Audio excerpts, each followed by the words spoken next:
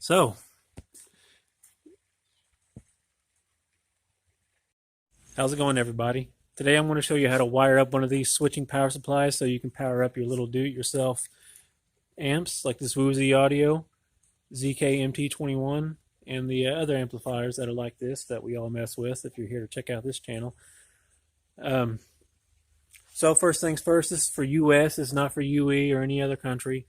Take a screenshot of this if you'd like. As you can see, black is live, white is neutral, and green is earth.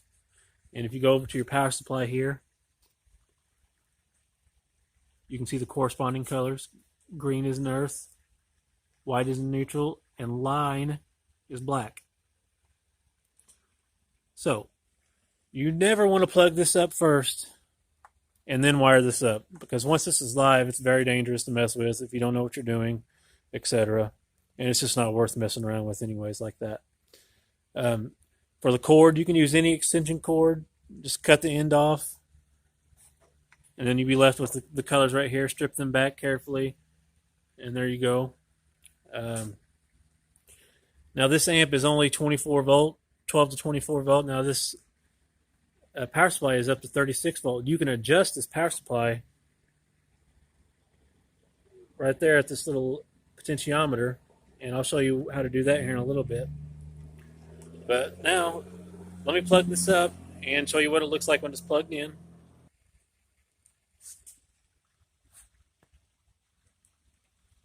Okay, now we're plugged in, and you can see that the green light is on. Well, maybe. There you go. Now the first thing you want to do before you start wiring all this up is you want to set your voltage, because as I said, this is a 36 volt, so from it being sent, it should be set around 36 volt, and it would be too much for this, which is only rated up to 24 volt. So let me show you how to adjust this real quick. Okay, now we got our multimeter out, as you can see, plugged in. Yada yada. Now you want to set it on voltage. Now, being that this is we're going to set this to 24 volt, and the next setting above this is to 200. We're going to set this to 200 because 20 would not read it. 24 volt, 20, yada yada. So we're going to set that to 200. Now, if you were using just a 12 volt, you would set it on 20. So now then, we have that on 200 on the voltage setting. We're going to go over here to this potentiometer right here.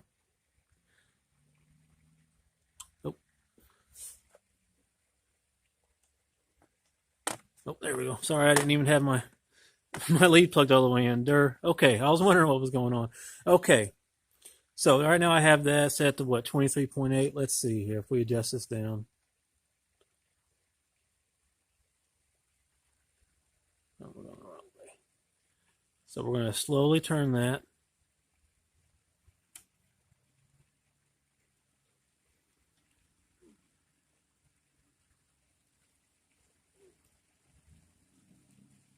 But you get the idea. This one only goes down to 23.8 volt. So we would adjust this potentiometer here to our correct voltage. So I'm using a 36 volt amp at home.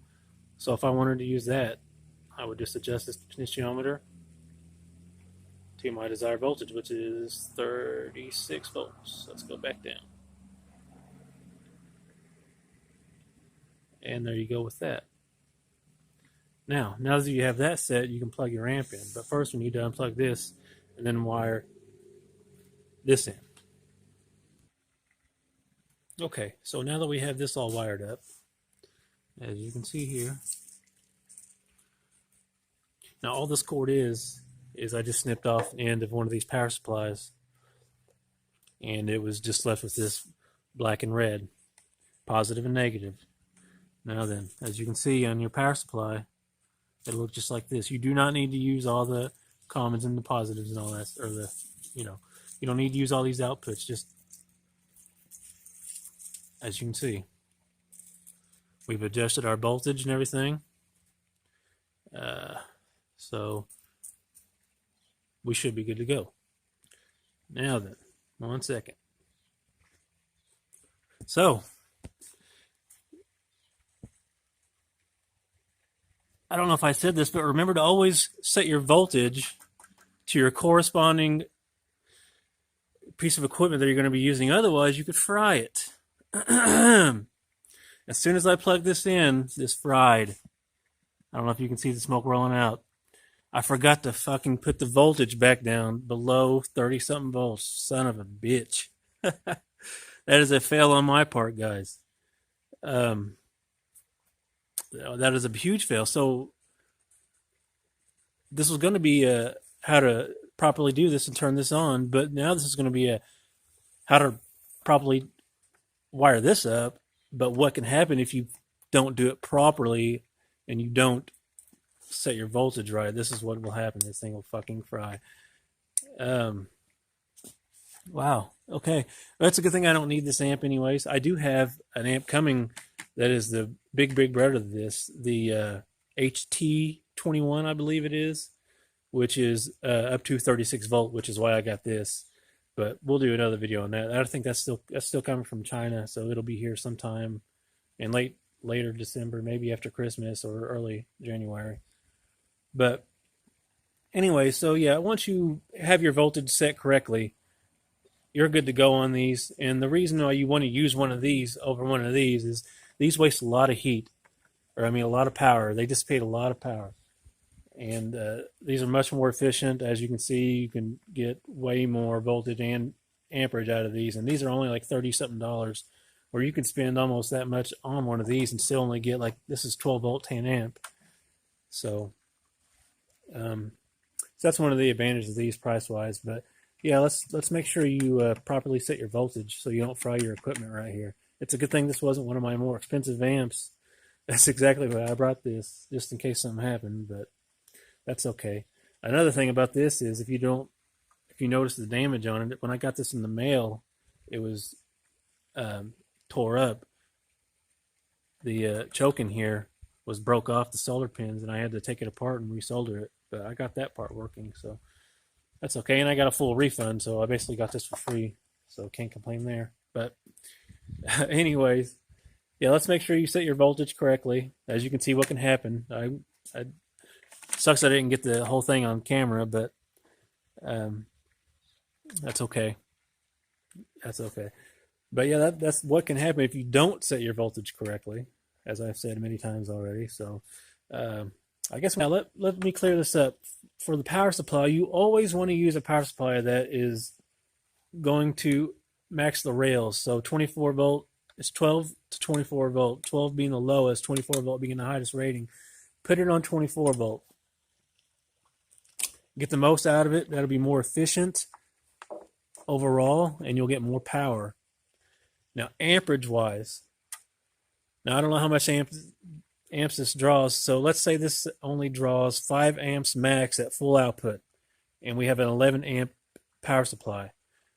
This is only going to draw max the 5 amps, so we'll have still the 6 amps left, or give or take. So you'll be fine as long as you have the amperage. You're fine. As long as you have the proper voltage, you're fine.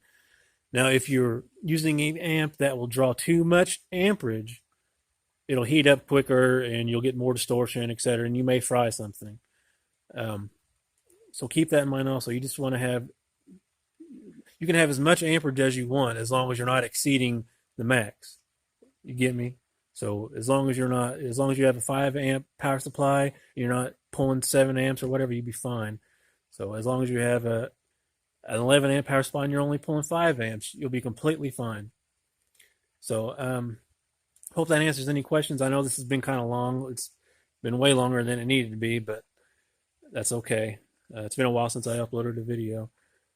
So I'll have some more videos coming out soon, probably in January, maybe somewhere around there, if I can. So, all right, guys, I'm finally going to end this video.